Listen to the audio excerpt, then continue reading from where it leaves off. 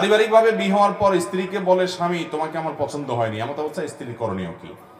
অনেক স্বামী অনেক স্ত্রীর মধ্যে এই রোগ আছে যে বিয়ের পর বলে দেখো তোমাকে আসলে আমার পছন্দ হয় নাই, মা বাবার পছন্দে বিয়ে করছি, আমার আসলে ভালো লাগে নাই, তারপরেও করছি আমি। এরকম অনেক অমানুষ ছোট লোক স্বামী ছোট লোক স্ত্রী আছে না নাই? বিয়ের পরে আপনি এই কথা বলার রাইট আপনাকে ইসলাম দেয় নাই। এটা আপনি বলা মানে একটা লোককে অপমান করা, অসম্মান করা, তুচ্ছতাচ্ছিল্য করা। আল্লাহ বলেছেন ওয়াশিরুহুন্না বিল মারুফ, তোমরা তোমাদের বউদের সাথে স্ত্রীদের সাথে সুন্দরভাবে জীবন যাপন করবে। এটা সুন্দরভাবে জীবন যাপন হতে পারে না যে আপনি তাকে বললেন তোমাকে আমার পছন্দ হয় না তারপর আমি বিয়ে করছি।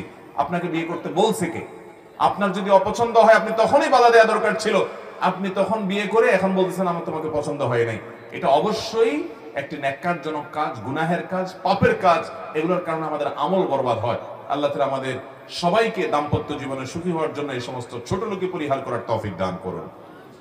দাম্পত্য জীবনে সুখী হওয়ার জন্য দুইটা জিনিস লাগবে। কয়টা জিনিস ভাই? একটা হলো সবর আর একটা হলো শুকর।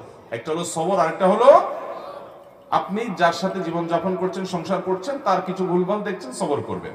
ভালো কিছু পাইছেন, শুকর আদায় করবেন। এছাড়া আপনি কখনো দাম্পত্য জীবনে সুখী হতে পারবেন